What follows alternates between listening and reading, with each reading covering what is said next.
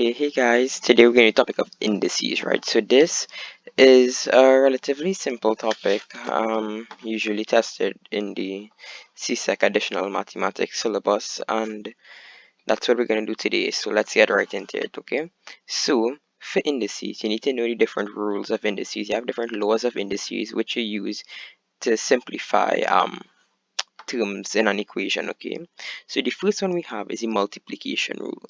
For the multiplication rule, what this says is that e to the power of m, so e to the power of some number n multiplied by e to the power of n is equal to e to the power of m plus n, okay? And that's really it. So the important thing to note is that you have to be multiplying them. So when you're multiplying two numbers, you have to you add the powers, okay? But you must have the same base, meaning this and this must be the same, okay? So for example, let's say we have 2 to the power of x multiplied. Okay, I don't want to use, so another way to also write multiply is to use a dot, okay? This here also means multiply. Okay, it's less commonly used, but as you can see, using x as a multiplication sign here makes it kind of difficult to understand what you have in the equation. Okay, so let's say we have 2 to the power x multiplied by 2 to the power of y. This, since the base are the same, now this is equal to 2 to the power of x plus y. Okay, and that's what the multiplication rule says. It's pretty straightforward as that. Okay, okay, let's do another one. Let's say we have e to the power of 3 multiplied by e to the power of 4. Okay, this is equal to e to the power of 3 plus 4, which is equal to e to the power of 7. And that's really it to the multiplication rule. The next rule we have is the division rule, okay?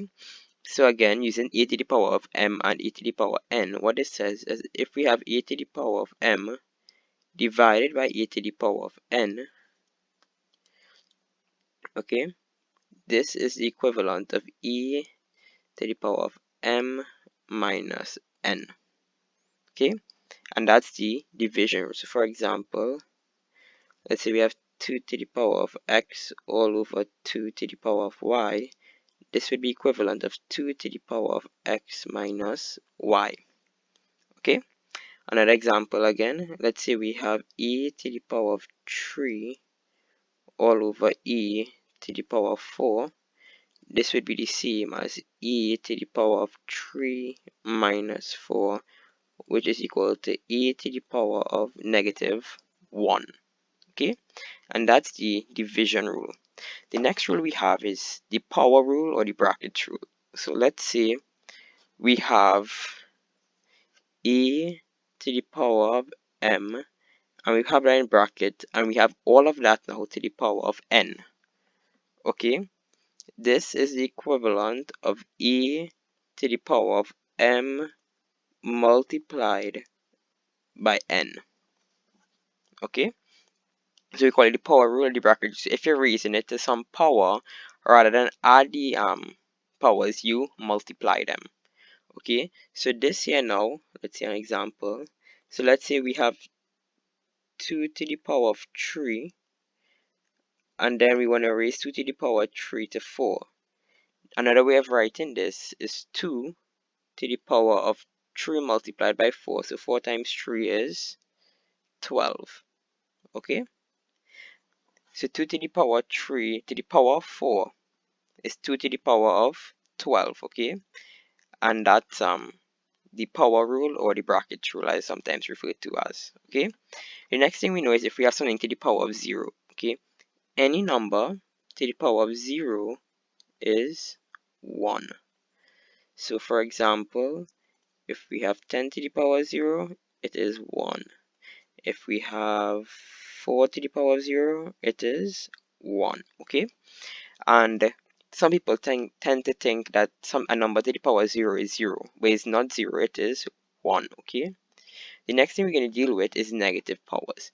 If I have e to the power of minus m, okay, this is the equivalent of 1 over e to the power of m. Okay, so for example, let's say I have e to the minus 4. This is the equivalent of 1 over e to the power of 4. Okay, let's say I have again just 2 to the minus 3. This is the equivalent of 1 over 2 to the power of 3, which is equal to 1 over 8. Okay, and the next thing we're dealing with is fractional powers. Okay, so let's say we have e square root here, and let's say we have n here.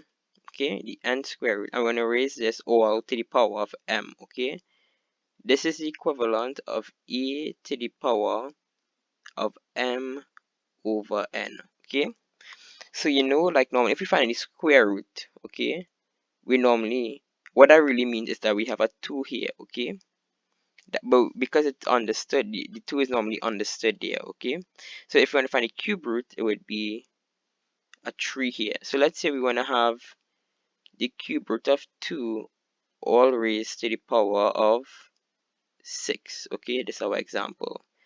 The cube root of all raised to the power of 6. This is the equivalent of 2 to the power of 6 over 3, which is equal to 2 squared, which is 4. Okay, and that's the fractional powers rule. Okay, and that's really it to all the rules you need to know for indices. Okay, so normally you would end up in a case where you have to use these rules in order to simplify equation. So you have two terms here, you could simplify this to just one term. Okay, so for example, now let's say we have, so let's do a question.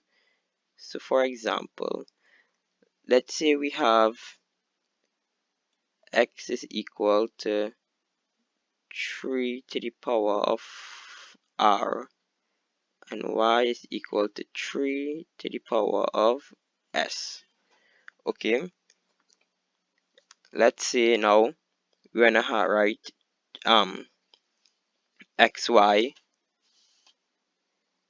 This would be equal to 3 to the power of r multiplied by 3 to the power of s, which is equal to 3 to the power of r plus s. Okay, let's say now we're gonna find x over y. Okay, this would be equal to 3 to the power of r over 3 to the power of s, which is equal to 3 to the power of r minus s. Okay, and this is just a simple example, just show you how the rules work. Okay, so remember again, we have the fractional power rule. Okay, let's actually do another example with the fractional power rule. Okay, so for example, now let's say we have the cube root of 8 all raised to the power of 4. Okay, so we actually know what the cube root of 8 is. The cube root of 8 is actually 2. So this would actually be 2 to the power of 4, which is equal to 16. Okay, and another way to also write this would be 8 to the power of 4 over 3. Okay, so this is the same as this, which is the same as this. Okay, and that's it for this video on indices.